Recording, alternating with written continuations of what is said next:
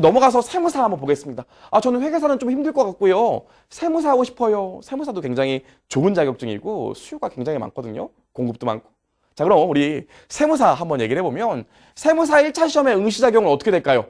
좋은 얘기입니다. 여러분, 세무사 응시 자격은요. 영어만 넘으시면 돼요. 학점 필요 없으세요. 영어만 넘으시면 됩니다. 그래서 세무사 공부하시는 분은 아까 회계사 공부하시는 분은 학점도 좀 미리 취득을 해 놓으셔야 됐지만 계획적으로 세무사 공부하시는 분은 연초나 연중까지 토익 혹은 GTELF, 토플 이 영어만 넘어두시면 될 것 같아요. 좋아요. 그래서 영어만 넘으시면 되고요. 넘어가시면 1차는 어떠냐면 세무사 같은 경우엔 이렇게 돼 있습니다. 이렇게 절대평가예요. 회계사랑 다르게. 그래서 회계사랑 다르게 세무사는 꽈락은 없으셔야 돼. 무조건 전 과목이 40점 이상 돼야 되지만 평균 점수가 60점 이상 되시면 무조건 합격이에요. 등수로 줄 세우지 않습니다. 세무사 같은 경우에는 40점 미만 없고 평균 60점만 넘으면 1차는 무조건 합격이에요. 그래서 회계사 1차 시험과 다르게 세무사 1차 시험 같은 경우엔 합격률이 높은 편입니다. 좋아요. 우리 여기까지 말씀드렸고요. 그럼 세무사 2차는요. 세무사 2차 궁금해하실 텐데 세무사 2차 좀 얘기를 드릴게요. 보시면 세무사 2차 같은 경우엔 얘도 절대평가거든요. 그럼 할만하다는 생각이 드실 텐데 일단 얘도 마찬가지예요. 꽈락이 없으셔야 되고요. 전 과목 평균이 60점 넘어야 돼요. 아까 회계사 같은 경우엔 이 5과목이 다 60점이 넘어야 됐지만 세무사 2차 시험 같은 경우엔 평균이 60점만 넘으시면 됩니다. 어렵지 않죠. 근데 문제가 뭐죠? 평균 60점 넘는 게 거의 불가능하다는 거예요. 그래서 여러분 밑에 기준을 보시면 단 시험 2차 시험을 본 친구들이 평균 60점 이상인 사람의 수가 최소 합격 인원보다 적으면 40점 이상인 사람 중에서 과목 평균 점수가 높은 순서로 합격자를 결정한다. 이렇게 나와 있죠. 이게 무슨 소리죠? 평균 60점 넘으면 무조건 합격이야. 근데 만약에 평균 60점 넘는 친구들이 우리 최소 선발 인원보다 적다면 그때부터는 평균 40점 이상의 등수를 세울 거야. 요 얘기라고요. 이해하실 수 있겠죠? 실제로 세무사 2차 시험 같은 경우엔 절대평가 같지만 모든 그 최소 합격 인원에서 평균 60점 넘는 친구들이 최소 합격 인원을 넘은 적이 없어요.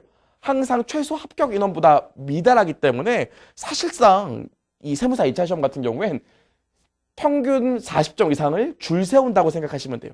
사실상 세무사 2차 시험 같은 경우에 상대평가다. 이런 생각을 좀 가지셔야 됩니다. 문제가 어렵기 때문에 이 평균 60점 넘는 게 거의 불가능해요. 좋아요. 우리 여기까지 말씀드렸습니다. 그럼 넘겨보시면 세무사 1차 시험과 2차 시험은 어떻게 구성이 될까요? 보시죠.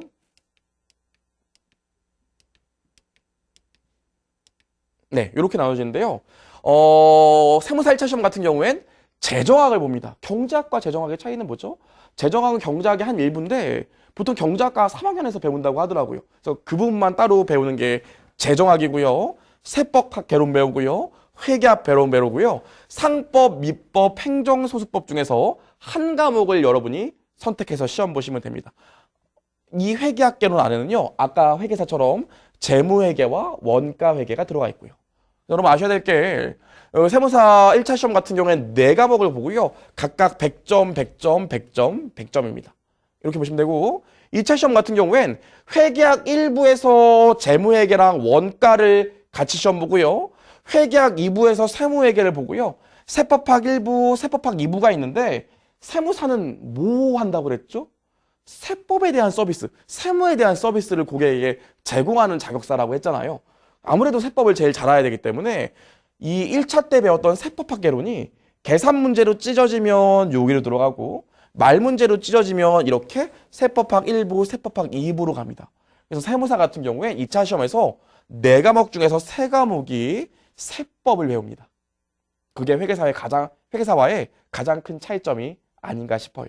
여기까지 우리 정리했습니다. 그래서 세무사 같은 경우에도 1차와 2차 연관성을 보면 1차 때 배웠던 회계학 개론이 회계학 1부로 가고 1차 때 배웠던 세법학 개론이 2차 시험에서 이렇게 3과목으로 찢어지기 때문에 1차 때 회계학이랑 세법을 열심히 하는 게 2차 때도 중요하겠구나. 이런 생각을 갖고 계시면 돼요. 좋아요. 그럼 우리 세무사 시험의 공부 순서도 한번 얘기해보죠. 공부 순서를 보시면 일단 다 펴놓고 얘기를 해볼까요? 네, 여기까지요. 1차 시험만 목적으로 한다면 이렇게 공부하시면 돼요. 일단 회계 원리 들으셔야 되고요. 인문은 아까 제가 회계사 때 얘기했었죠? 중급회계 들으시고요. 세법개론이랑 원가관리회계 같이 들으시고 그런 다음에 선택법과 재정학을 들으시면 됩니다.